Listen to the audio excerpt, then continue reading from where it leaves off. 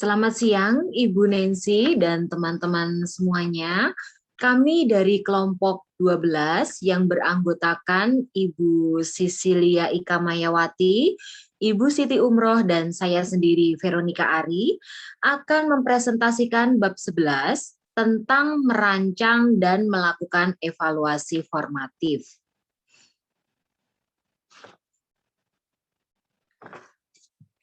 Yang menjadi topik pembahasan kami di bab 11 ini, yang pertama adalah tujuan, yang kedua adalah latar belakang, yang ketiga konsep, ini meliputi 10 bagian, kemudian yang keempat adalah contoh kegiatan evaluasi formatif yang terdiri dari 4 bagian, kemudian yang kelima studi kasus tentang pelatihan kepemimpinan kelompok, terdiri dari 3 bagian, yang keenam adalah rangkuman, yang ketujuh rubrik untuk mengevaluasi prosedur evaluasi formatif, yang kedelapan praktik atau latihan, yang kesembilan umpan balik, yang kesepuluh referensi dan bacaan yang direkomendasikan, yang ke-11 adalah lampiran. Nah, jika dilihat di bagian alurnya, kita saat ini berada di sini ya, Bapak Ibu, yaitu bagian merancang dan melakukan evaluasi formatif. Baik, saya akan mulai yang pertama, yaitu tentang tujuan.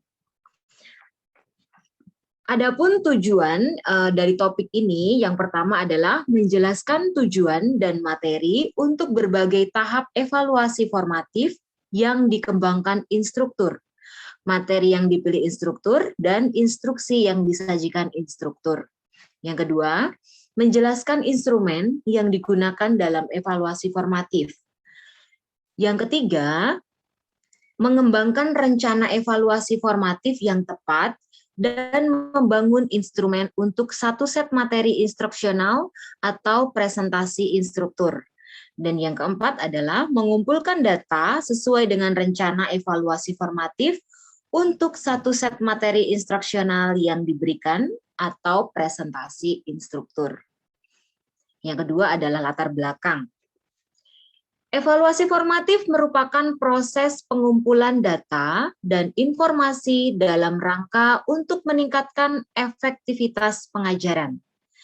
Sedangkan evaluasi sumatif adalah proses pengumpulan data dan informasi dalam rangka untuk membuat keputusan tentang perolehan tujuan pembelajar yang telah dirancang. Penilaian formatif dilaksanakan sebagai suatu proses yang bersifat membangun tanpa mengandung keputusan. Namun, pada suatu titik tertentu perlu diketahui apakah pengajaran kita sudah efektif. Agar kita dapat mencapai keputusan itu, penilaian sumatif perlu dilaksanakan. Ada 3 jenis evaluasi formatif, yaitu penilaian one-to-one, penilaian kelompok kecil, dan penilaian uji lapangan. Setiap jenis penilaian memberikan informasi yang berbeda bagi perancang untuk digunakan dalam meningkatkan instruksional. Teknik yang sama bisa diterapkan pada instruksional atau penilaian formatif terhadap bahan di kelas. Nah, kemudian yang selanjutnya adalah konsep, akan dijelaskan oleh Ibu Siti Umroh dan Ibu Sisilia Ika. Silakan Ibu Siti Umroh. Baik, terima kasih Bu Vero. Selamat pagi Bu Nancy dan Bapak Ibu semuanya. Di sini saya akan melanjutkan pemaparan materi mengenai bab ini, yaitu bagian konsep. Desain evaluasi formatif adalah proses merancang untuk memperoleh data yang dapat digunakan untuk meninjau kembali desain pembelajaran agar lebih efisien dan efektif. Penekanan dalam evaluasi formatif adalah pada pengumpulan dan analisis dan revisi dari desain. Dalam merumuskan 3 fase dasar evaluasi formatif, pertama adalah evaluasi perorangan, kedua adalah evaluasi kelompok kecil, dan ketiga adalah uji lapangan. Yang pertama, one-to-one evaluation atau evaluasi perorangan. Dalam tahap ini penyusunan bekerja dengan murid secara individu untuk memperoleh data untuk merevisi materi pengajaran. A small group evaluation atau evaluasi kelompok kecil, kelompok yang terdiri dari 8 sampai 20 siswa yang mewakili dari populasi target yang mempelajari bahan pengajaran. Yang ketiga yaitu uji lapangan. Tahapan ini menekankan pada pengujian dari prosedur yang dibutuhkan untuk menerapkan dari bahan pengajaran dalam situasi yang nyata. 3 tahap tersebut didahului dengan mengkaji kembali bahan pengajaran yang secara khusus menarik, yang secara tidak langsung termasuk dalam proses pengembangan bahan pengajaran. Slide berikutnya. Yang pertama yaitu desain evaluasi formatif. Kerangka acuan yang dapat digunakan untuk merancang evaluasi formatif adalah dengan mengingat bahwa tujuan evaluasi formatif untuk menunjukkan kesalahan-kesalahan tertentu dalam bahan-bahan untuk mengoreksi mereka, termasuk desain evaluasi instrumen, prosedur, dan kebutuhan personil untuk menghasilkan informasi tentang lokasi dan alasan untuk setiap masalah. Ada 5 bidang pertanyaan yang digunakan untuk mengevaluasi bahan ini. Bapak Ibu bisa lihat pada tabel 11.1. Di sini mencakup yang pertama adalah apakah materi tersebut sesuai untuk tipe hasil belajar. Resep khusus yang berkaitan dengan pengembangan materi disebut dengan berdasarkan pada apakah tujuan adalah untuk kemampuan motorik atau kemampuan intelektualitas. Kemampuan bersifat atau untuk mendapatkan informasi verbal. Anda harus memperhatikan mengenai apakah materi yang Anda hasilkan betul-betul kongruen atau sama dengan anjuran pembelajaran untuk masing-masing tipe kemampuan. Tidak diragukan lagi, evaluator atau penilai yang baik untuk aspek materi ini menjadi seorang dalam kaitannya dengan tipe pembelajaran. Yang kedua, apakah materi tersebut sudah cukup melibatkan instruksi bagi yang berkemampuan lebih rendah, dan apakah secara logika kemampuan-kemampuan ini sudah berurutan dan dikelompokkan. Nah, penilaian yang terbaik untuk bidang pertanyaan ini akan menjadi ahli dalam bidang isi. Yang ketiga, apakah materi tersebut sudah jelas dan dapat dipahami dengan baik oleh wakil anggota kelompok target. Sesungguhnya kelompok targetlah yang dapat menjawab pertanyaan ini. Instruktur yang mengenal baik target para pelajar ini dapat membantu Anda memberikan informasi awal, namun pada akhirnya hanya pelajar yang dapat menilai kejelasan materi-materi ini. Yang keempat, apa yang menjadi nilai motivasi dari materi-materi ini? Apakah yang para pelajar temukan dari materi tersebut sudah relevan dengan minat dan kebutuhan mereka? Apakah mereka memiliki keyakinan ketika membahas materi-materi ini? Dan yang terakhir, apakah mereka merasa puas dengan apa yang mereka pelajari? Dan juga apakah penilaiannya sesuai dengan aspek materi yang mewakili anggota kelompok target? Dan kelima, apakah materi ini dapat dikembangkan dengan cara yang efisien untuk memediasi mereka? Dua target yaitu para pelajar dan para instruktur akan sesuai dengan jawaban atas pertanyaan ini. Berikutnya, Bu Vero. Dalam merancang instrumen yang berguna untuk mengumpulkan informasi dari para pelajar melalui tahap misalnya one-to-one atau 1-lawan-1, small group atau kelompok kecil, dan field trial atau percobaan lapangan.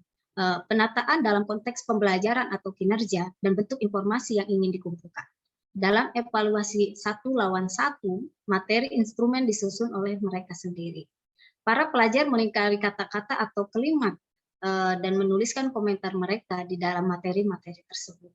Pertanyaan yang ada di dalam titik perpotongan blok acuan tersebut akan membantu dalam mengembangkan instrumen lainnya, seperti daftar penilaian yang berguna untuk memandu observasi dan pertanyaan mencakup wawancara dan tanya jawab. Instrumen yang digunakan untuk pengumpulan data dari para partisipan harus efisien. Nah, berikut adalah jenis data yang dikumpulkan. Yang pertama, menilai data yang terkumpul para entry penilaian perilaku, pretest, dan konteks kinerja. Komentar atau catatan yang dibuat oleh para pelajar untuk Anda atau penilaian terhadap materi instruksi menyangkut kesulitan yang mereka temui di poin materi tertentu.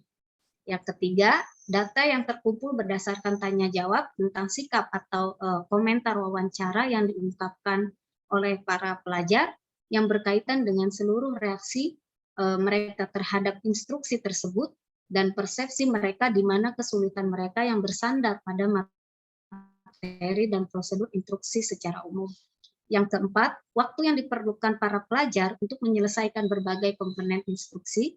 Yang kelima, reaksi dari ahli terhadap masalah pokok merupakan tanggung jawab dari orang inilah untuk memverifikasi bahwa kandungan isi modul adalah akurat dan mutakhir.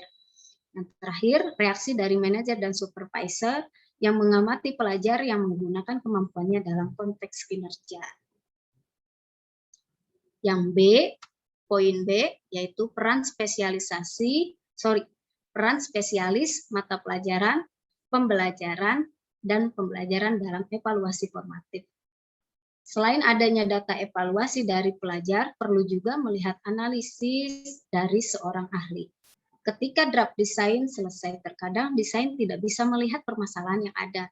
Resensi atau pendapat dari tenaga ahli perlu dipertimbangkan untuk perbaikan dan perubahan pada draft pertama desain, terutama dalam strategi belajar.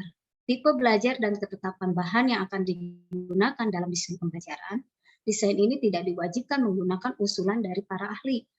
Ada beberapa rekomendasi yang mana desainer mau menggunakannya, yaitu setelah data dari para pelajar terkumpul dan diringkas. Setidaknya, desainer akan menjadi lebih peka terhadap potensi permasalahan sebelum para pelajar tersebut terlibat dalam proses evaluasi formatif. Yang C, evaluasi one-to-one dengan pelajar.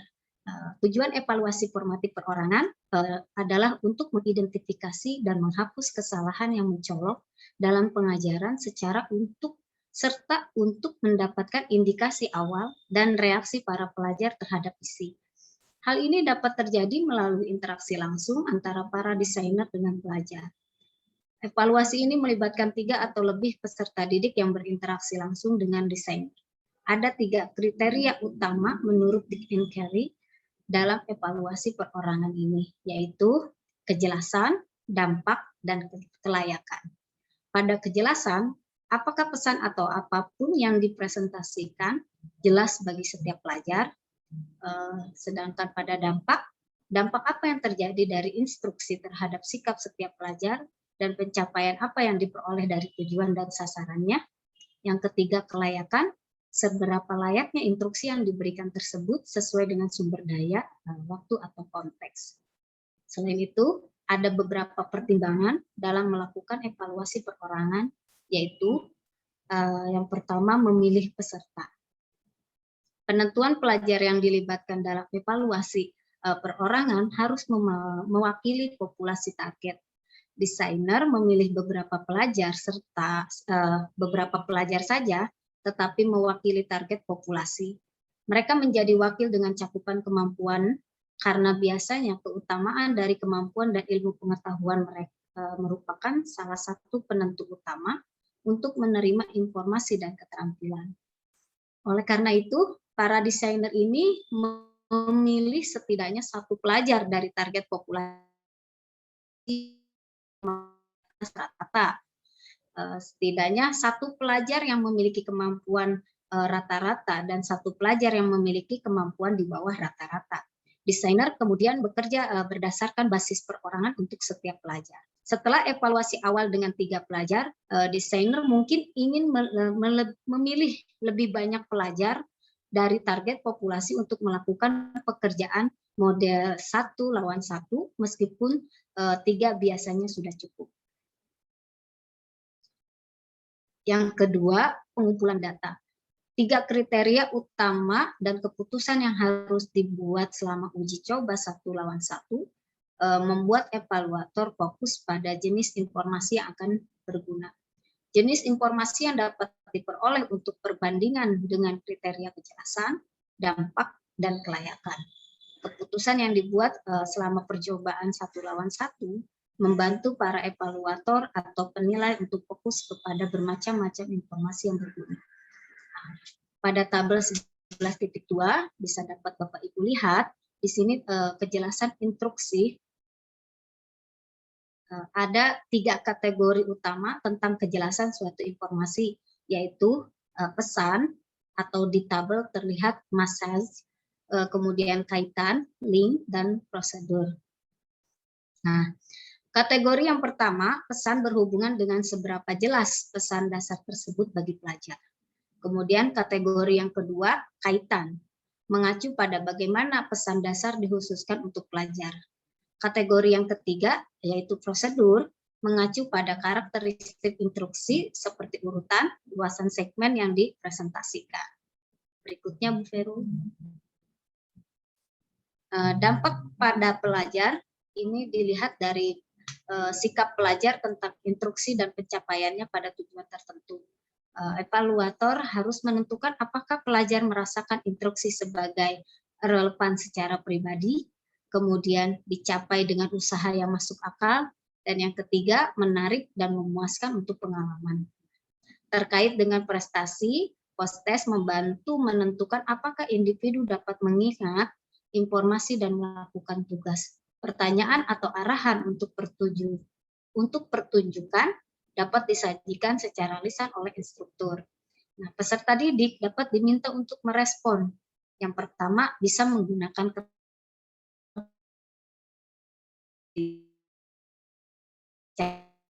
menanggapi pertanyaan instruktur. Kemudian poin berikutnya yaitu kelayakan. Kelayakan ini dilihat dengan pertimbangan berorientasi manajemen yang dapat diperiksa selama uji coba one-to-one, termasuk kemampuan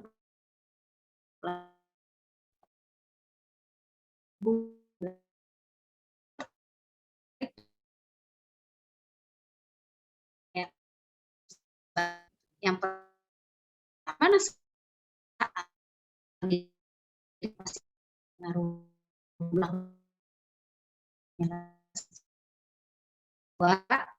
pelajar seperti ini mengoperasikan atau dengan mudah belajar mengoperasikan peralatan khusus yang diperlukan.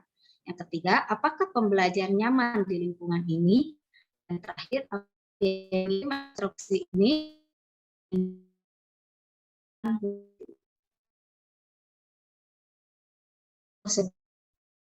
prosedur yang harus perorangan adalah untuk menjelaskan kepada para pelajar tentang bahan pembelajaran.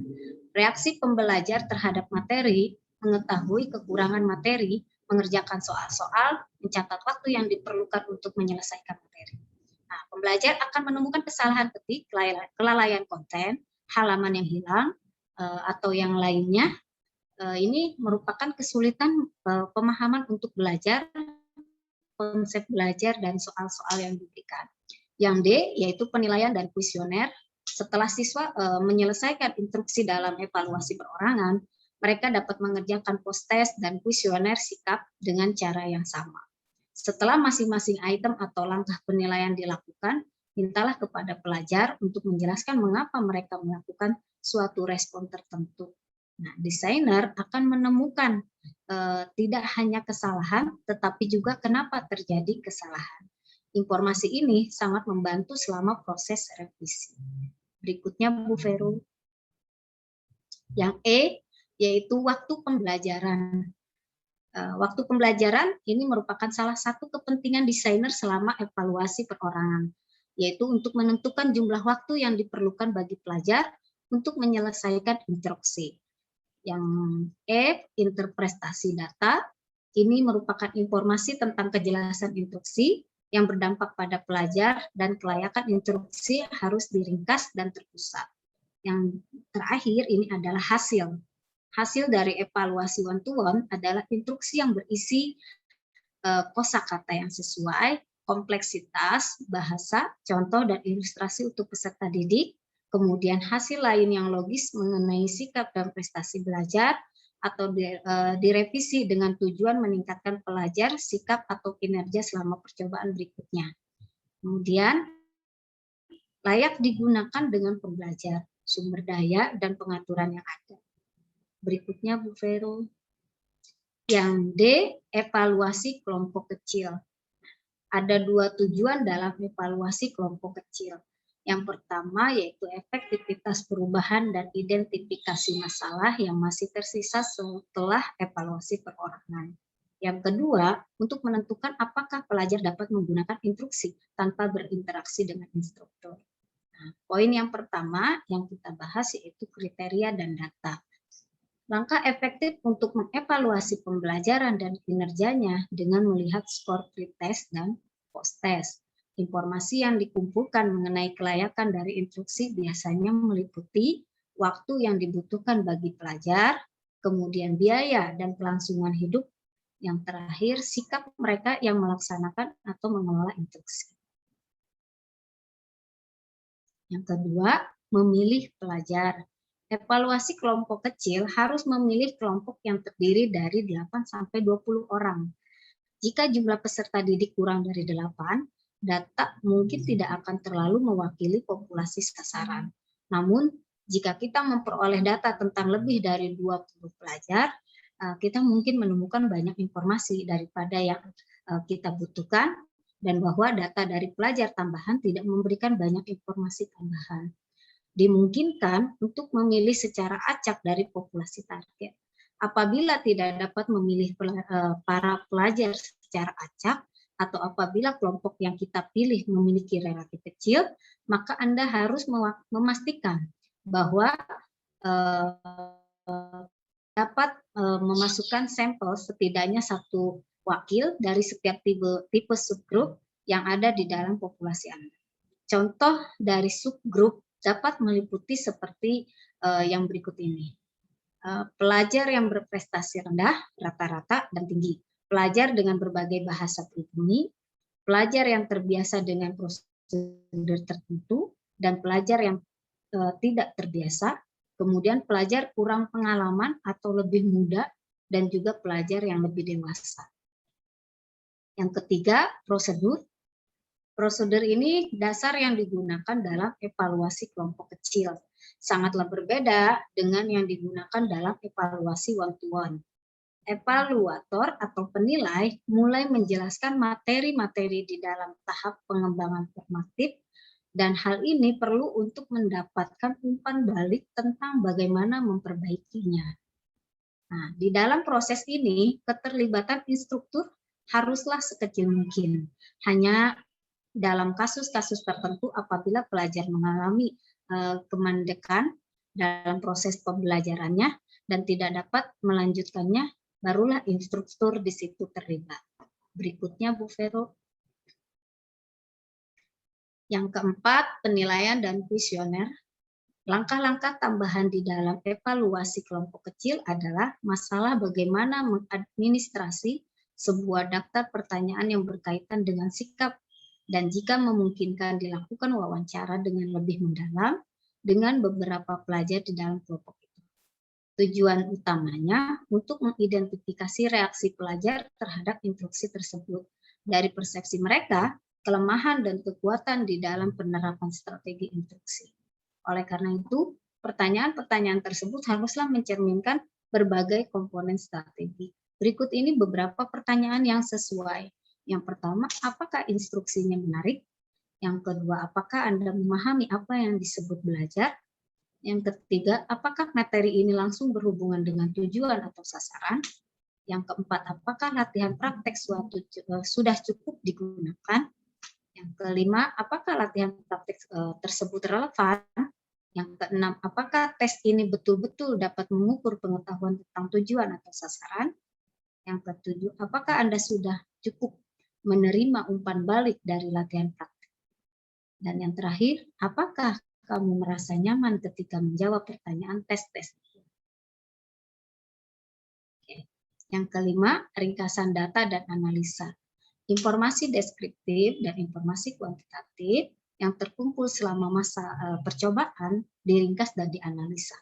Data kuantitatif berisikan masalah skor tes dan juga waktu yang dibutuhkan dan juga proyeksi biaya. Informasi deskriptif berisikan tentang komentar yang dikumpulkan dari daftar pertanyaan yang berkaitan dengan sikap, wawancara atau catatan evaluator atau penilai yang ditulis selama masa percobaan. Yang keenam yaitu hasil. Tujuan dari percobaan kelompok kecil dan revisi instruksi adalah bentuk instruksi yang baik, yang efektif dengan target pelajar dalam suatu aturan yang diharapkan. Perbaikan yang dibutuhkan dalam instruksi dapat berupa hal yang simpel saja, seperti merubah contoh dan kosakata di dalam item tes atau menambah alokasi waktu belajar. Yang E, percobaan di lapangan. Pada tahap terakhir, evaluasi formatif instruktur mencoba menggunakan konteks instruksi yang sudah seperti yang diharapkan untuk penggunaan terakhir dari materi instruksi. Salah satu tujuan dari tahap terakhir evaluasi formatif ini adalah menentukan apakah perubahan-perubahan di dalam instruksi tersebut harus dibuat setelah tahap kelompok kecil tersebut menjadi efektif.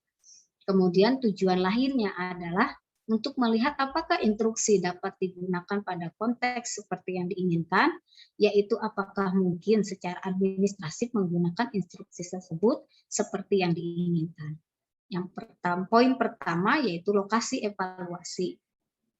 Dalam menentukan lokasi untuk evaluasi lapangan, ini memerlukan salah satu dari dua situasi.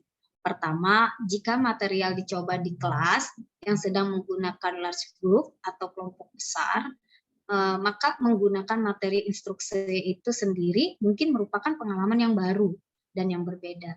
Kemudian kedua, materi tersebut dicoba di kelas secara individu, maka itu akan sangat sulit menemukan kelompok pelajar yang cukup besar yang siap dengan materi instruksi karena para pelajar akan tersebar-sebar dan materi yang sedang mereka pelajari dalam materinya. Yang kedua, kriteria dan data. Tujuan utama dari percobaan lapangan ini adalah mengalokasikan dan menghilangkan permasalahan yang tersisa di dalam instruksi tersebut. Ada banyak kesamaan antara percobaan kelompok kecil dengan percobaan lapangan. Nah, keputusan yang dibuat selama kedua tipe percobaan itu, apakah pencapaian pelajar sudah mencukupi dan penyampaian instruksi dapat diterima dengan mudah. Yang ketiga, memilih peserta. Desainer memilih dan mengidentifikasi sebuah kelompok yang terdiri dari sekitar 30 orang yang ikut berpartisipasi dalam percobaan lapangan. Kelompok tersebut harus diseleksi untuk memastikan apakah mereka telah mewakili target populasi, karena sebuah tipikal kelompok atau grup itu terkadang sulit dilokasikan.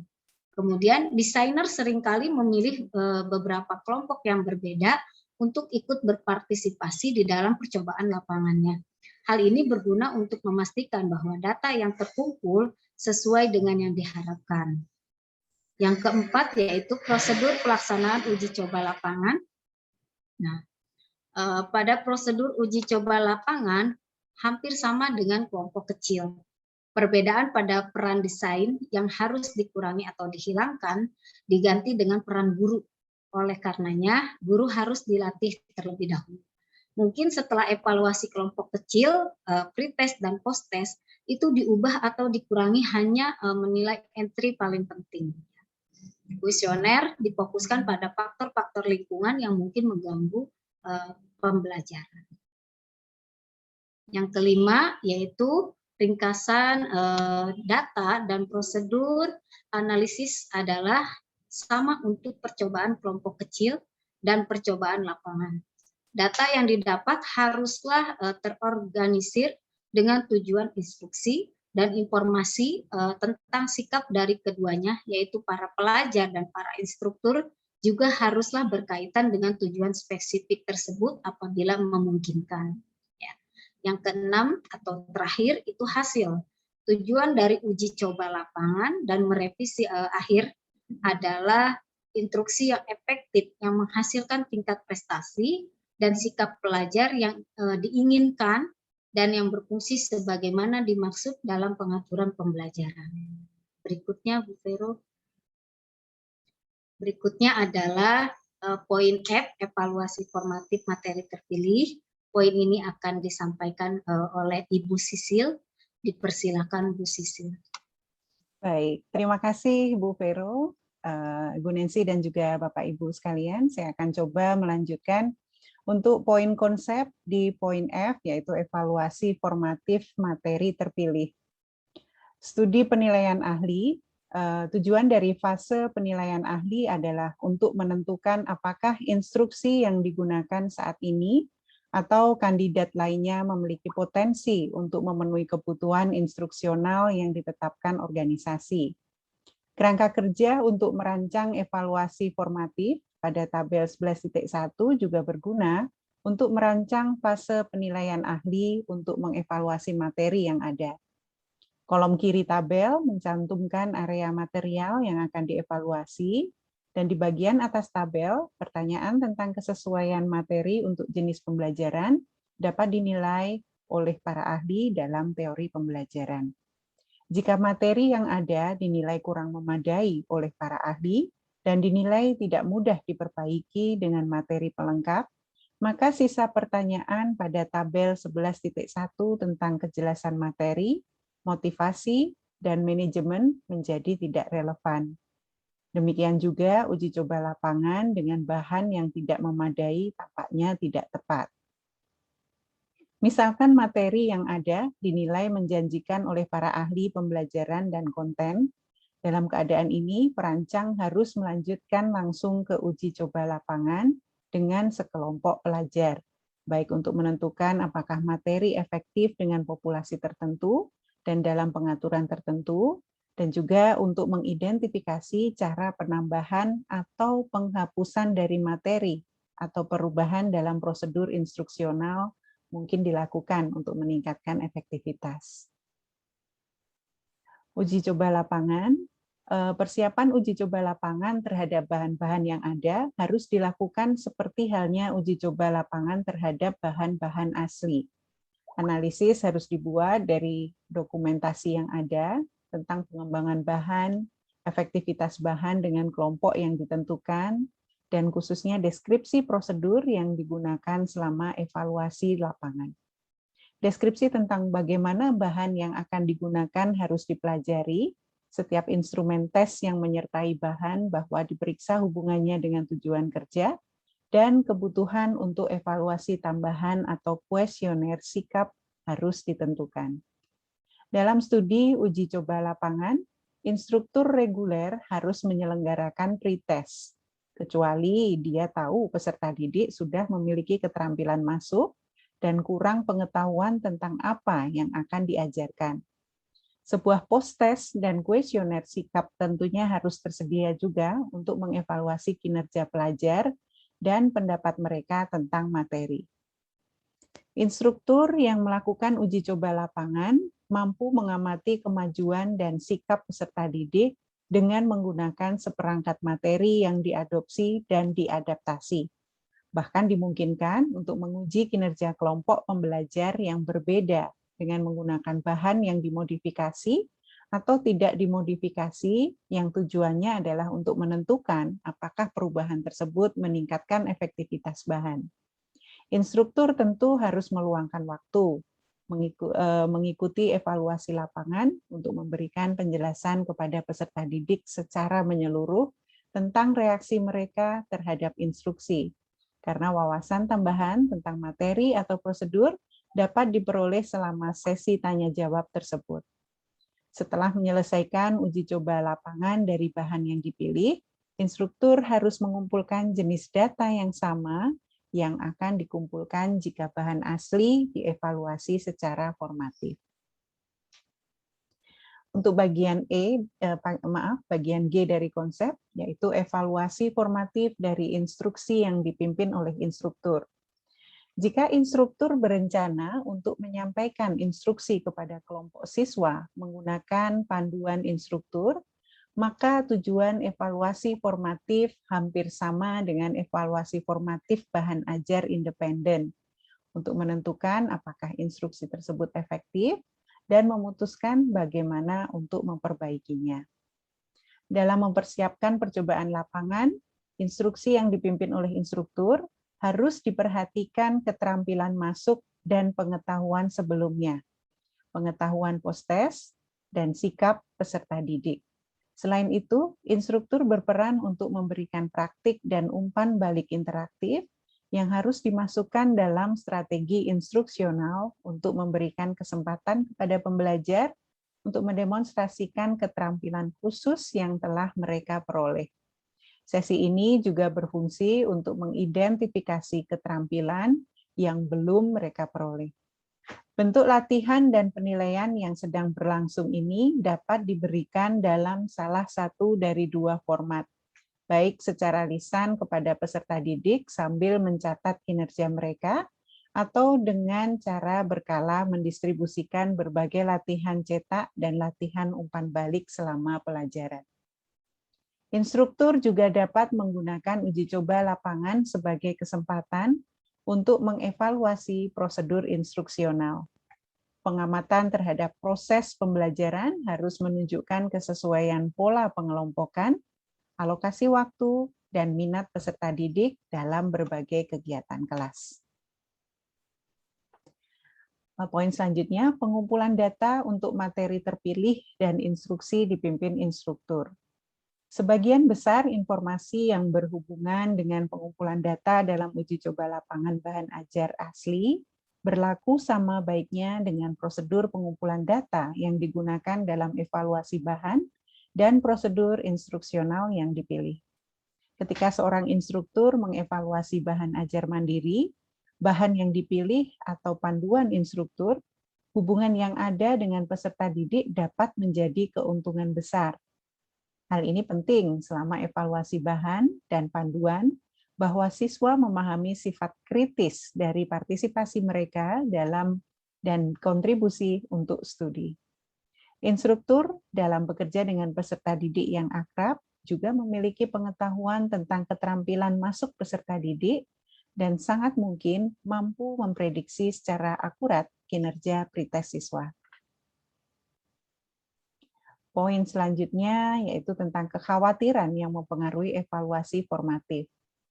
Ada beberapa kekhawatiran tentang konteks evaluasi formatif dan peserta didik yang berpartisipasi dalam evaluasi yang harus diingat oleh perancang ketika merencanakan dan menerapkan prosedur pengumpulan data. Yaitu yang pertama, kekhawatiran tentang konteks. Untuk evaluasi bahan yang tepat, pastikan bahwa setiap peralatan teknis beroperasi secara efektif. Lebih dari satu instruktur telah putus asa karena satu set bahan ajar baru dicoba dengan peralatan tertentu dan peralatan itu gagal beroperasi dengan benar. Data dari peserta didik tidak valid dan instruktur belajar sedikit lebih dari itu, peralatan harus beroperasi secara efektif untuk mencoba materi. Kekhawatiran berikutnya yaitu kekhawatiran tentang peserta didik.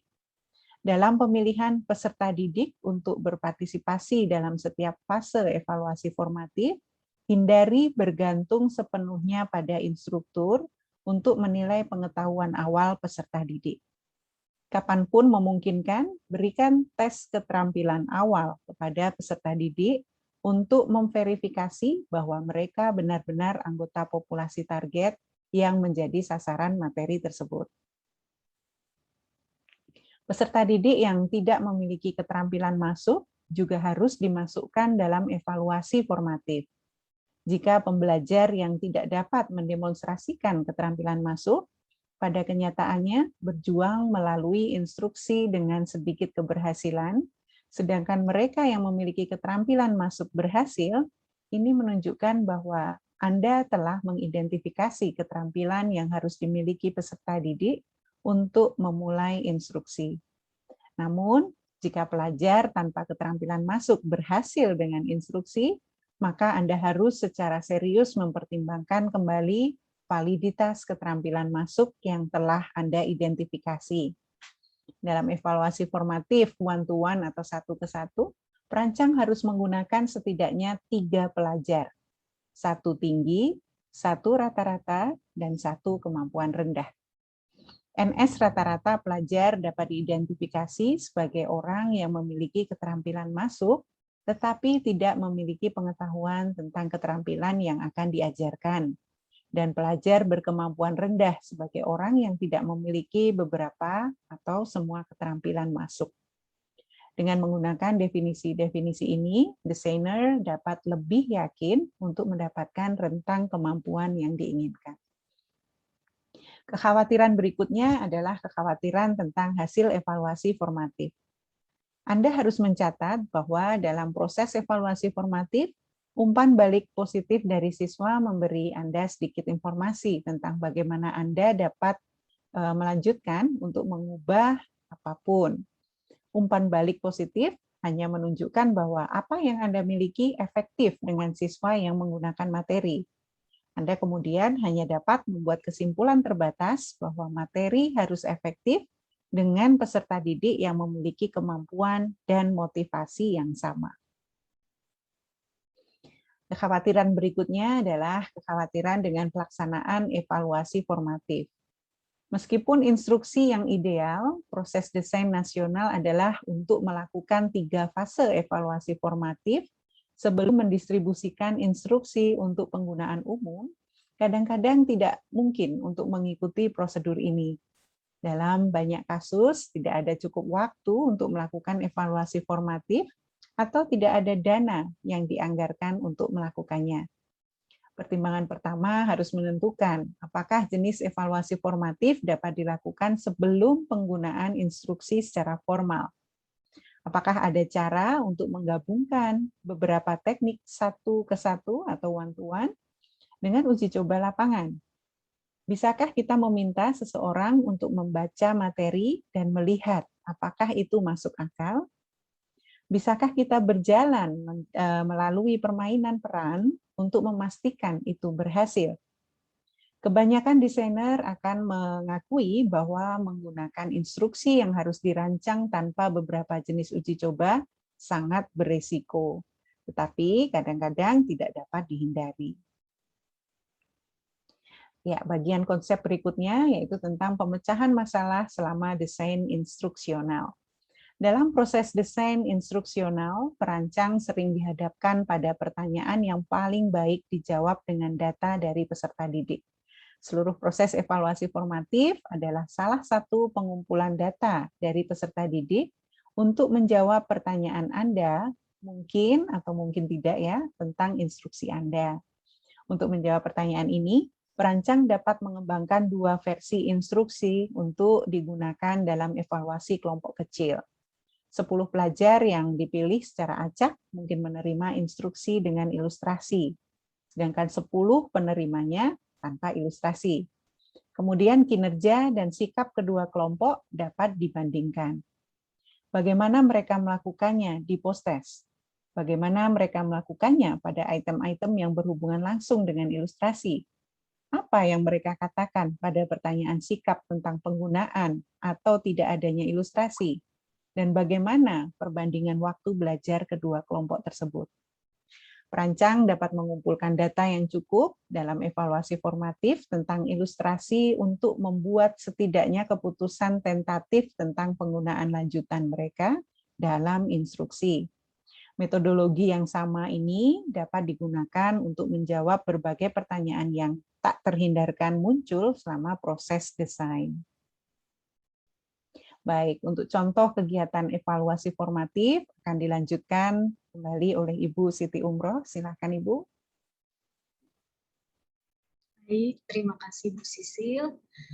Di sini saya akan melanjutkan poin 4, yaitu contoh kegiatan evaluasi formatif, yang mana pada contoh ini terdiri dari evaluasi one-to-one, partisipasi UKM, bahan draft atau kasar yang perlu Anda persiapkan untuk diverifikasi oleh ahli, meliputi analisis instruksional, tujuan kinerja, instruksi serta tes, dan instrumen penilaian lainnya. Anda harus mencari verifikasi berikut: pertanyaan objektif, analisis instruksional, akurasi dan format konten, kesesuaian bahan ajar dalam kosakata, nilai minat, urutan, ukuran potongan, dan aktivitas partisipasi pembelajar. Kejelasan dan kesesuaian item tes dan situasi penilaian. Penempatan instruksi ini relatif terhadap instruksi sebelumnya dan selanjutnya. Poin yang B, partisipasi peserta didik dari populasi sasaran. meliputi identifikasi peserta didik yang kritikal dari mereka yang Anda yakini akan ditemukan dalam populasi sasaran, sertakan setiap jenis pelajar utama yang dapat ditemukan dalam populasi sasaran. Yang kedua, aturan agar pelajar untuk berpartisipasi, kemudian mendiskusikan proses evaluasi materi satu-satu dengan setiap peserta didik secara terpisah, kemudian evaluasi pretest yang telah Anda buat untuk mengukur keterampilan meliputi poin dapatkah pelajar membaca petunjuk, apakah peserta didik memahami masalah, kemudian yang terakhir, apakah pelajar memiliki keterampilan prasyarat yang diperlukan. Berikutnya, duduklah bersama pembelajar saat dia mempelajari materi. Ini mencakup instruksikan pembelajar untuk menulis pada materi, untuk menunjukkan di mana kesulitan ditemui, atau untuk mendistribusikan ide dan masalah. Kemudian, jika pembelajar gagal memahami suatu contoh, maka coba contoh verbal lainnya. Apakah ini memperjelas masalah? Catat perubahan dan saran yang Anda buat saat mempelajari materi. Kemudian, jika pembelajar gagal memahami suatu penjelasan, maka elaborasi dengan menambahkan informasi atau mengubah urutan penyajiannya. Apakah ini memperjelas masalah? Catat perubahan yang Anda buat secara tertulis. Kemudian, jika pelajar tampak bosan atau bingung saat mempelajari materi, mungkin perlu mengubah presentasi atau memasukkan informasi yang lebih besar atau lebih kecil sebelum latihan dan umpan balik. Catat ide-ide Anda tentang pengelompokan kembali materi saat Anda melanjutkan. Kemudian, catatlah contoh, ilustrasi, informasi yang Anda tambahkan, dan perubahan secara berurutan selama proses evaluasi formatif. Jika tidak, Anda mungkin melupakan keputusan atau ide penting. Mencatat harus cepat dan dalam bentuk kasar sehingga pelajar tidak terganggu dari materi. Poin ke-6, Anda dapat memilih untuk menguji peserta didik lain dari populasi target sebelum Anda membuat perubahan atau revisi pada materi Anda untuk memverifikasi bahwa perubahan tersebut diperlukan. Jika kesalahan yang ditunjukkan oleh konsultan pelajar pertama Anda terlihat jelas, maka mungkin perlu untuk membuat revisi sebelum menguji pelajar berikutnya. Ini menghemat waktu pengujian dan memungkinkan pelajar berikutnya untuk berkonsentrasi pada masalah lain yang mungkin ada dalam materi. Yang kedua, hasil evaluasi formatif one-to-one. Pertimbangkan kembali jenis informasi yang Anda cari dalam satu pengujian satu-satu. Poin pertama, analisis instruksional yang salah, kemudian kesalahan dalam penilaian tentang keterampilan masuk peserta didik dalam populasi sasaran, kemudian tujuan yang tidak jelas dan tidak tepat dan hasil yang diharapkan, kemudian penyajian informasi dan contoh yang tidak memadai, seperti contoh, grafik atau ilustrasi yang terlalu abstrak, terlalu banyak atau terlalu sedikit informasi pada satu waktu, urutan informasi yang disajikan salah, contoh yang tidak jelas. Kemudian soal ujian, situasi ujian atau arah ujian yang tidak jelas, kata-kata yang salah atau bagian yang tidak jelas. Yang ketiga yaitu evaluasi kelompok kecil, meliputi partisipasi peserta didik dari populasi sasaran, yaitu identifikasi sekelompok pelajar yang menggambarkan populasi target Anda, kemudian mengatur kelompok untuk berpartisipasi, yang meliputi waktu yang memadai harus diatur untuk pengujian yang diperlukan serta kegiatan instruksional.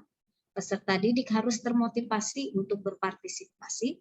Peserta didik harus dipilih untuk mewakili tipe orang yang diharapkan dalam populasi sasaran. Sertakan beberapa pelajar dari setiap kategori utama yang diharapkan dalam populasi target Anda. Selama pretest, instruksi dan post-test membuat catatan tentang saran untuk instruktur yang akan menggunakan materi. Kemudian perhatikan perubahan yang harus dibuat dalam instruksi atau prosedur sebagai hasil dari pengamatan Anda terhadap pembelajar yang berinteraksi dengan materi. Poin berikutnya, lakukan tes awal keterampilan masuk yang diperlukan jika ada yang sesuai. seperti periksa arah, pola respon, dan pertanyaan untuk memastikan bahwa kata-katanya jelas. Perintahkan peserta didik untuk melingkari kata-kata yang tidak mereka pahami dan beri tanda centang di sebelah pertanyaan atau petunjuk arah yang tidak jelas.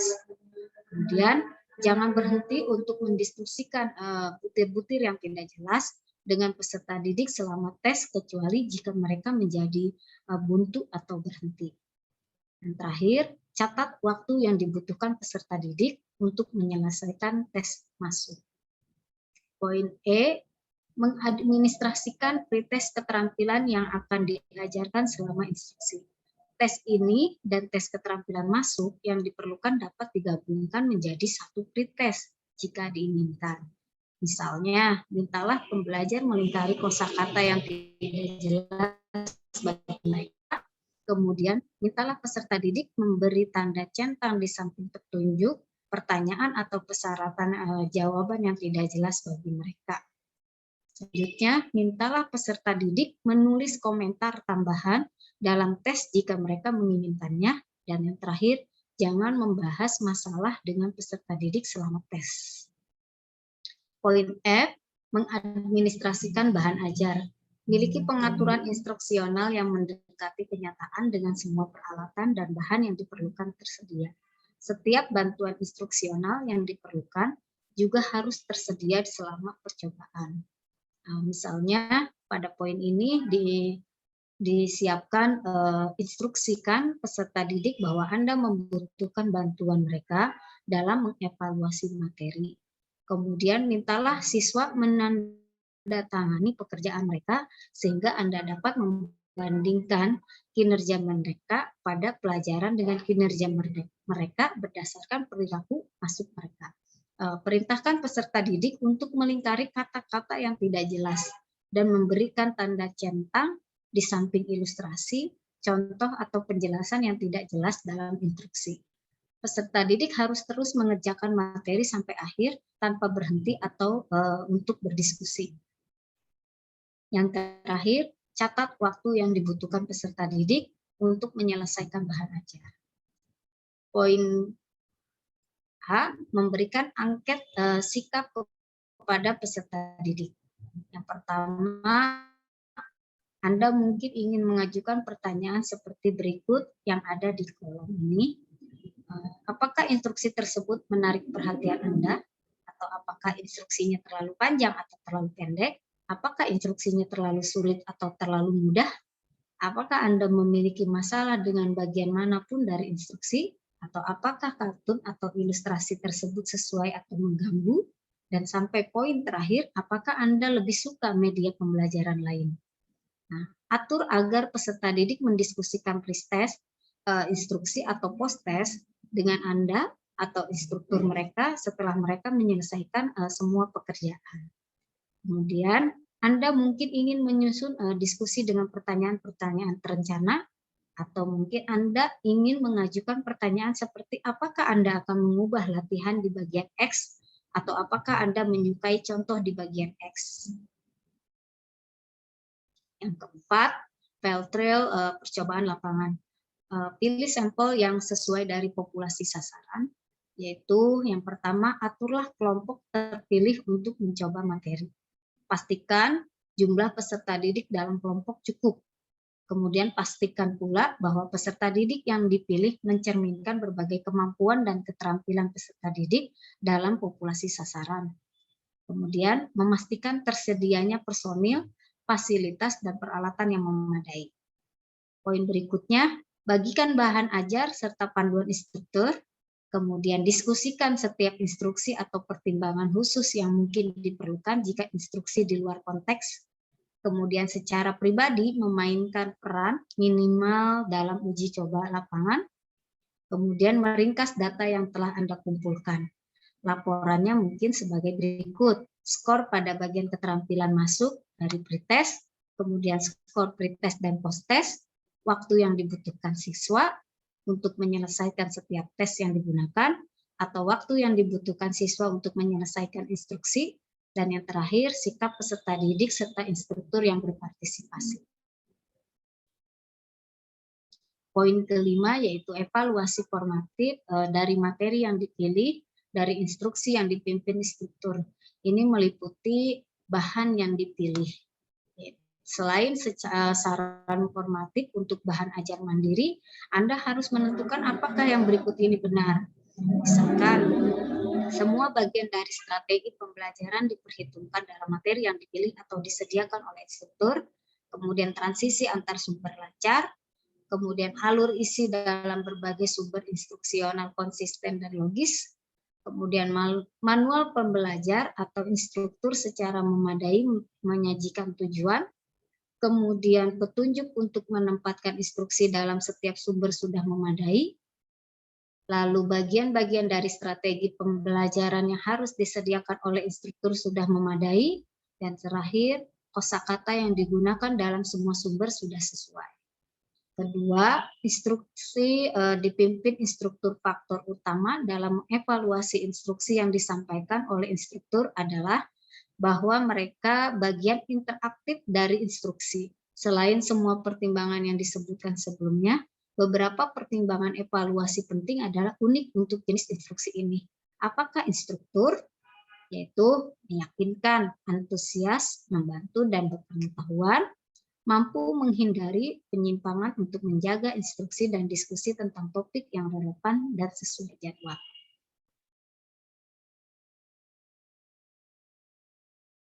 Kemudian, membuat presentasi dengan menarik dan jelas, menggunakan alat bantu visual dan membantu dengan contoh dan ilustrasi, memberikan umpan balik yang baik untuk pertanyaan peserta didik, memberikan latihan-latihan yang memadai dengan umpan balik yang tepat.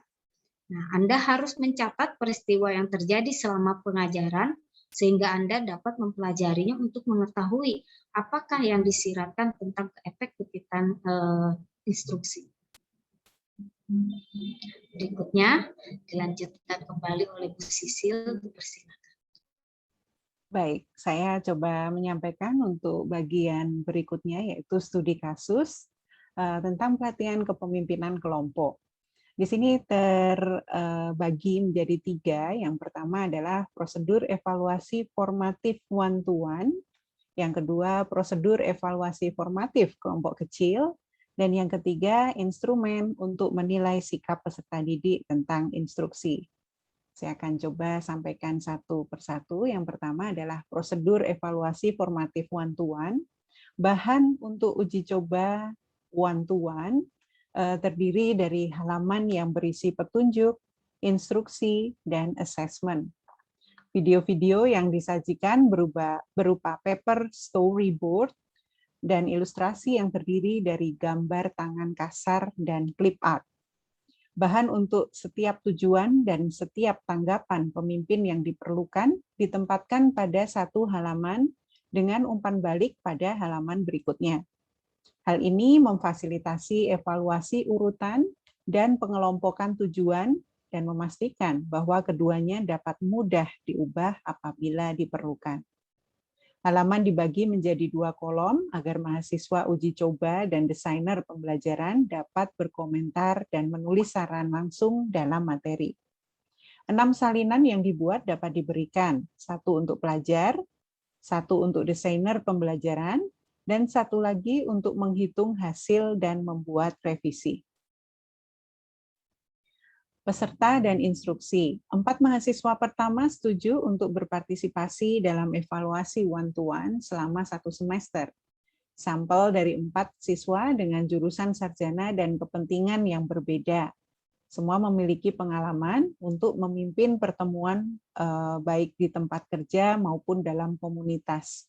Meskipun materi untuk seluruh kursus dievaluasi oleh kelompok one-to-one, diskusi kita di sini hanya berkaitan dengan langkah utama ke-6, yaitu Manage Cooperative Group Interaction.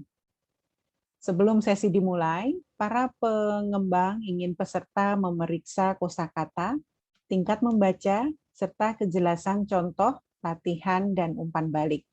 Mereka juga diminta untuk mengomentari pengalaman yang pernah dialami dalam diskusi kelompok.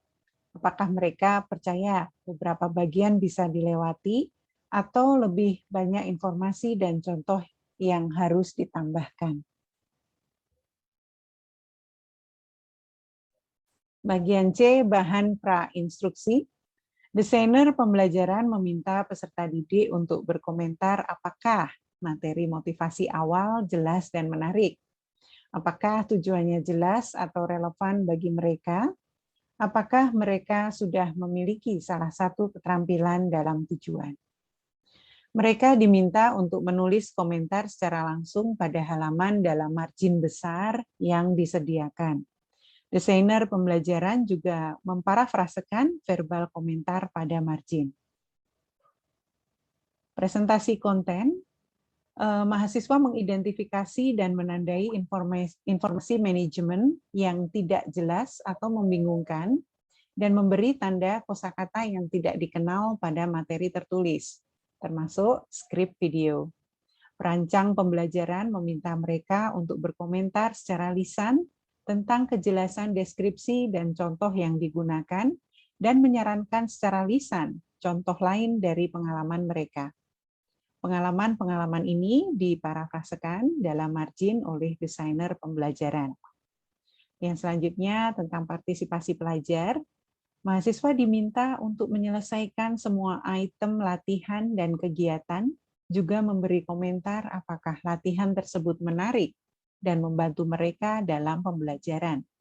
Perancang meminta para peserta untuk mengomentari item yang mereka lewatkan tanpa memberitahu item yang terlewatkan, untuk mengumpulkan lebih banyak informasi tentang kesalahpahaman dan pembelajaran yang tidak lengkap. Melalui percakapan ini, perancang pembelajaran mengidentifikasi area yang memerlukan informasi dan contoh lebih. Peserta didik juga diminta untuk mengevaluasi apakah umpan balik yang diberikan itu membantu. Penilaian, untuk post-test dan pre-test, peserta didik diminta untuk memberikan informasi tentang kejelasan instruksi tes, kosakata yang digunakan, dan pertanyaan atau tugas yang diperlukan.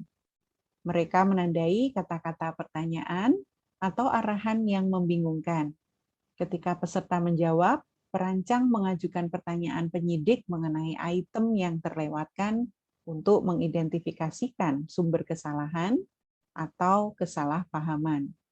Komentar peserta didik diparafrasekan oleh perancang di margin di samping pertanyaan yang terlewatkan.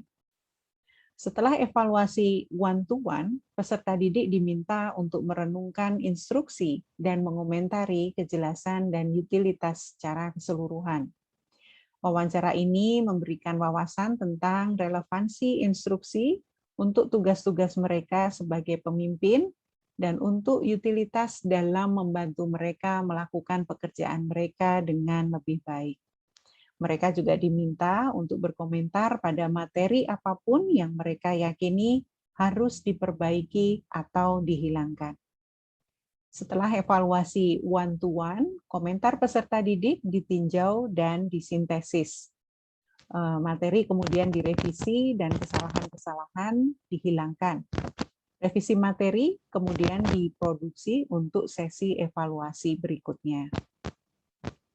Nah, dengan evaluasi one-to-one yang sudah selesai tadi, materi yang sudah direvisi sesuai kebutuhan, maka instruksi harus dilakukan pada evaluasi kelompok kecil untuk mengidentifikasi masalah dengan materi atau administrasi dalam format yang dimaksudkan. Baik, yang kedua, prosedur evaluasi formatif di kelompok kecil. Bagaimana cara melakukannya? Yang pertama tentang bahan untuk uji coba kelompok kecil.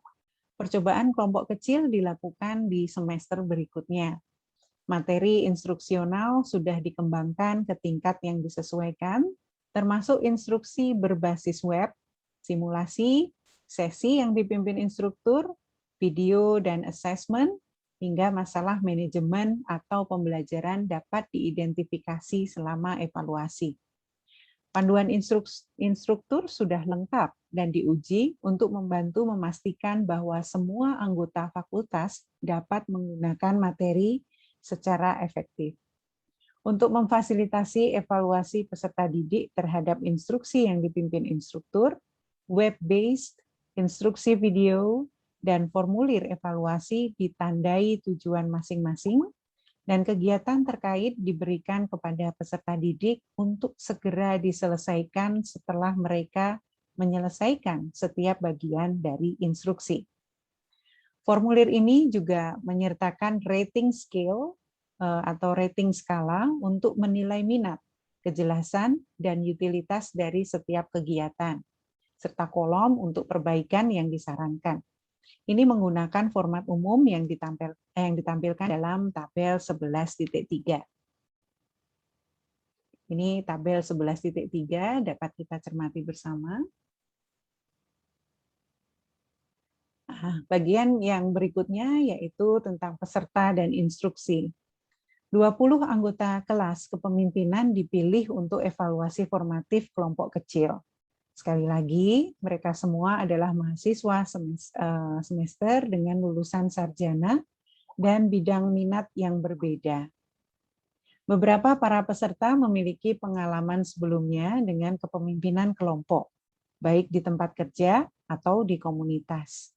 2 dari peserta memiliki kursus formal bekerja di bidang komunikasi dan manajemen diskusi kelompok. Hanya 1 evaluasi kelompok kecil yang dapat dilakukan karena hanya ada 1 kelas malam 1 term. Mungkin perlu dijadwalkan untuk kelas lain pada semester depan setelah hasilnya dievaluasi dan materi serta panduan instruktur direvisi. Beberapa dari revisi dapat mengakibatkan perbaikan pembelajaran atau manajemen atau mungkin juga tidak. Selanjutnya bahan pra-instruksi. Peserta didik mengikuti arahan dan berpartisipasi sesuai yang diperintahkan. Untuk pretest berbasis web, formulir respon dimasukkan dalam pretest, dan peserta didik diundang untuk memasukkan komentar mengenai informasi arahan yang tidak jelas. Peserta didik diarahkan untuk menjawab semua pertanyaan dengan kemampuan terbaik mereka. Setelah pertanyaan, peserta didik menerima formulir respon, esai, dan diharapkan dapat mengidentifikasi dan mengomentari pertanyaan yang tidak jelas atau membingungkan. Pertanyaan disusun dalam tujuan, dan tujuan disusun dalam tujuan instruksional. Data dirangkum dengan mengidentifikasi persentase siswa dalam kelompok yang menjawab setiap pertanyaan dengan benar, dan persentase item yang dijawab dengan benar oleh setiap peserta didik. Peserta didik dapat mengajukan pertanyaan tentang minat, nilai, atau kejelasan dari materi motivasi atau tujuan. Ya, poin selanjutnya, konten presentasi dan praktik. Peserta didik tidak dihentikan atau diwawancarai selama instruksi. Namun sebelum mulai, mereka diundang untuk menandai secara langsung pada materi cetak mengenai kejelasan, contoh, ilustrasi, kosakata, praktik, dan umpan balik yang mereka anggap tidak jelas. Untuk materi berbasis video dan web, formulir evaluasi kembali disediakan untuk siswa untuk menandai saat mereka bekerja melalui instruksinya. Poin selanjutnya tentang penilaian. Post-test ditandai dengan cara yang sama seperti pretest. Demikian pula pertanyaan yang disusun dalam tujuan dan tujuan diatur dalam tujuan instruksional. Data diringkas dengan mengidentifikasi persentase peserta didik dalam kelompok yang menjawab setiap pertanyaan dengan benar, serta persentase item dan tujuan dijawab dengan benar oleh masing-masing peserta.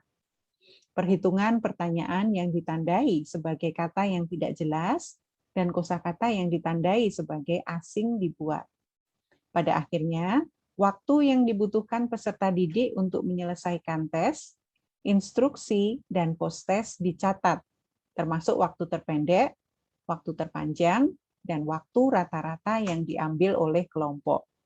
Dengan data yang terkumpul, proses mengidentifikasi masalah dan solusi pun dimulai. Oke, bagian selanjutnya, instrumen untuk menilai sikap peserta didik tentang instruksi. Instrumen untuk menilai prestasi peserta didik dalam kepemimpinan kelompok sudah diilustrasikan dan dibahas dalam bab 10. Namun tidak ada kuesioner sikap yang dijelaskan dan evaluasi formatif yang baik yang mencakup penilaian prestasi dan sikap. Baik, kami akan lanjutkan dengan rangkuman dari paparan bab kami ini yang akan disampaikan oleh Ibu Veronica Ari. Silakan Ibu. Baik, terima kasih Ibu Sisil dan Ibu Umroh. Saya akan melanjutkan pada bagian rangkuman.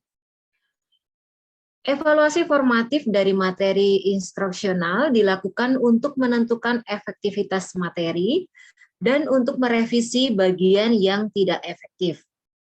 Evaluasi formatif harus dilakukan pada materi yang baru dikembangkan dan juga materi yang ada yang dipilih berdasarkan strategi instruksional. Evaluasi diperlukan untuk materi yang dimediasi dan juga materi yang dipresentasikan instruktur. Evaluasi harus dirancang untuk menghasilkan data dan menentukan area instruksi yang salah dan menyarankan bagaimana hal itu harus direvisi.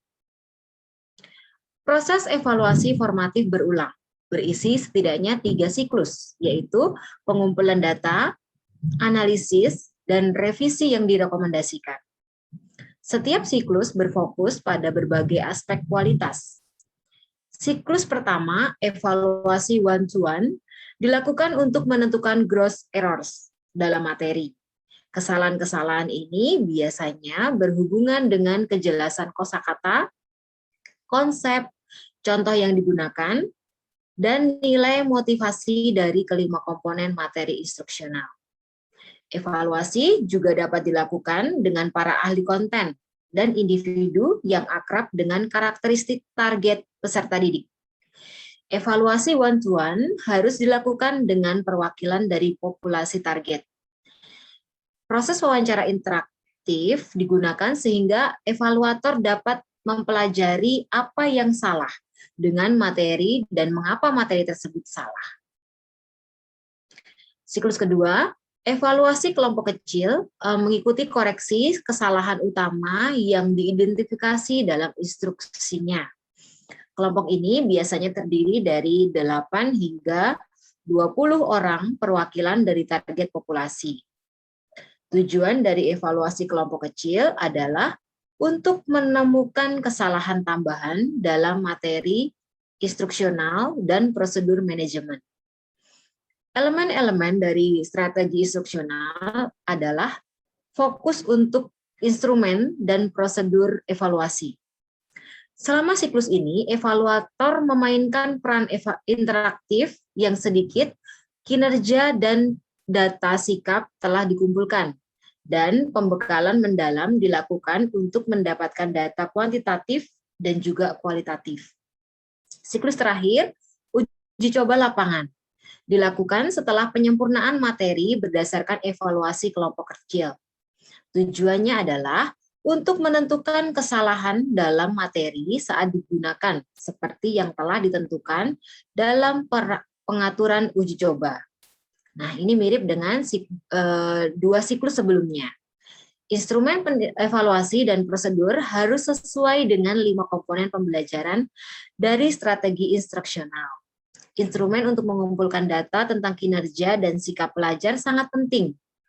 Pengumpulan data manajemen seperti waktu yang dibutuhkan untuk menggunakan materi dan kelayakan rencana manajemen juga sangat penting.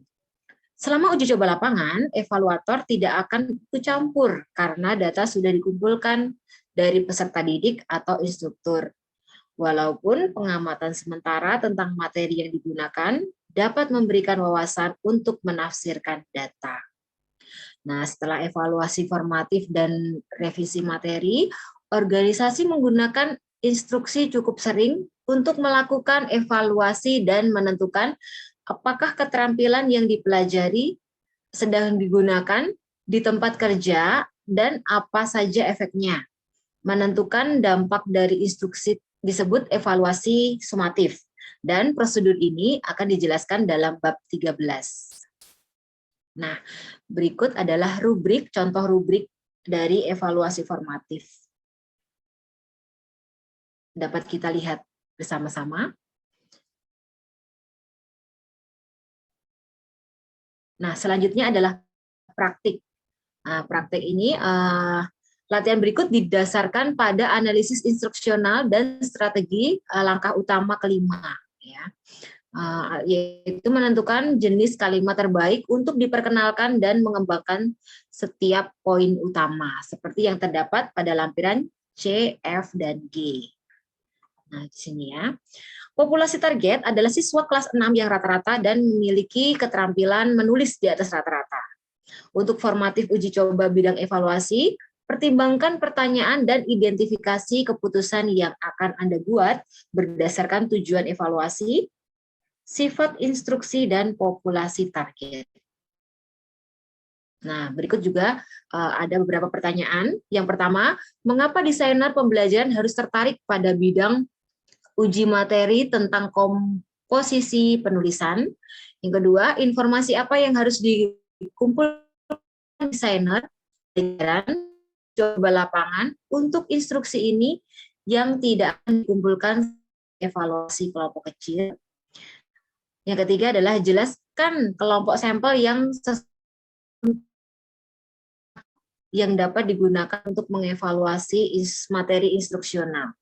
Lalu bahan apa yang harus dimasukkan desainer pembelajaran dalam pengadilan lapangan? Kemudian bagaimana prosedur desainer pembelajaran harus berbeda jika dia atau dia melakukan uji coba lapangan yang disesuaikan atau diadopsi bahan bukan satu set bahan asli. Yang selanjutnya menuliskan beberapa prosedural utama antara uji coba lapangan bahan yang dipilih dan uji coba lapangan instruksi yang dipimpin instruktur. Kemudian mengembangkan kuesioner sikap untuk digunakan dengan peserta didik ketika melakukan evaluasi kelompok kecil dan uji coba lapangan. Buat kuesioner Anda sesuai dengan siswa kelas 6 yang berpartisipasi dalam evaluasi formatif bahan komposisi penulisan. Yang selanjutnya adalah feedback. Yang pertama, materi yang sudah diuji untuk menentukan efektivitas dengan populasi target ketika digunakan dalam kondisi tertentu. Uji coba untuk menjawab pertanyaan, apakah materi ini bermanfaat untuk diberikan pada peserta didik yang diberikan ketika digunakan dalam konteks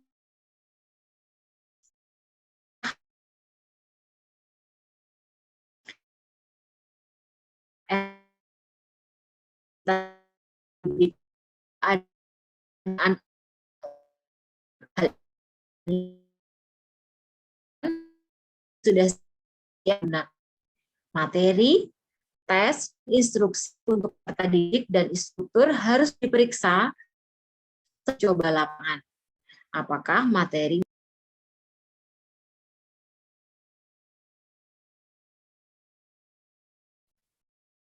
kedua, perencana harus mengumpulkan jenis informasi yang sama yang diperoleh selama evaluasi kelompok kecil. Informasi lain mungkin termasuk sikap peserta didik tentang hal-hal berikut. Yang pertama, apakah instruksi ini menarik? Yang kedua, apakah instruksi terlalu mudah, terlalu sulit, atau standar? Apakah instruksi terlalu cepat, terlalu lambat, atau standar? Dan yang keempat adalah, apakah materinya mudah digunakan atau sulit? Desainer pembelajaran juga harus menyertakan informasi sikap instruktur materi sudah digunakan rumit atau tepat dan mengapa instruktur berpendapat seperti ini. Sesuai adalah status siswa kelas 6 yang berprestasi nilai rata-rata atau di atas rata-rata. Kelas harus memiliki guru yang tertarik dan berpengalaman bekerja dengan siswa yang menerima instruksi menggunakan menggunakan instruksi berbasis internet. Mereka harus berpengalaman bekerja dengan siswa yang menerima instruksi menggunakan komputer pribadi. Karena ini adalah tantangan baru untuk manajemen kelompok. Misalnya, siswa yang hanya fokus mengerjakan pelajaran daripada berkomunikasi dengan teman atau berselancar di internet. Yang keempat adalah semua materi yang harus disertakan evaluasi dalam uji coba lapangan. Ini harus mencakup semua materi cetak, bahan berbasis web, peralatan, penilaian, dan instruksi untuk instruktur. Poin pertama, perbedaan utama antara evaluasi lapangan dari materi yang dipilih dan materi asli adalah bahwa instruktur hadir selama evaluasi materi yang dipilih. Hal ini memberikan kesempatan untuk instruktur mengamati penggunaan materi dan untuk menentukan kelayakan berbagai komponen strategi instruksional. Poin kedua, dengan instruksi yang dipimpin instruktur. Instruktur dapat berinteraksi dengan peserta didik saat menyampaikan instruksi, mengontrol praktik, dan umpan balik komponen instruksi. Dan juga lebih pasif ketika mengevaluasi materi yang dipilih. Poin ketiga, kuesioner sikap dapat diberikan kepada peserta didik untuk dan uji coba lapangan. Selama uji coba one-to-one, kuesioner harus digunakan sebagai bentuk wawancara. Kamu bisa menulis tanggapan yang dibuat peserta didik pada formulir. Uji coba one-to-one membantu Anda mengevaluasi kuesioner attitudinal, ya, secara formatif untuk menentukan apakah pertanyaan yang Anda ajukan itu sudah jelas. Jika Anda mendapatkan beberapa jawaban, saya tidak tahu, maka pertanyaan harus diulangi sampai pelajar memahami pertanyaan dan menyatakan pendapatnya. Nah, perhatikan pada kuesioner mengenai perubahan yang Anda harus buat untuk mengklarifikasi apa yang Anda minta. Nah, kuesioner attitudinal dapat juga digunakan sebagai panduan wawancara selama sesi debriefing. Ini membantu Anda memfokuskan evaluasi pada komponen penting dalam materi. Nah, berikut selanjutnya adalah referensi dan bacaan yang direkomendasikan. Lalu ini adalah appendix yang merupakan lampiran. Baik, demikian Ibu Nancy dan teman-teman presentasi dari kelompok kami. Sekian dan terima kasih.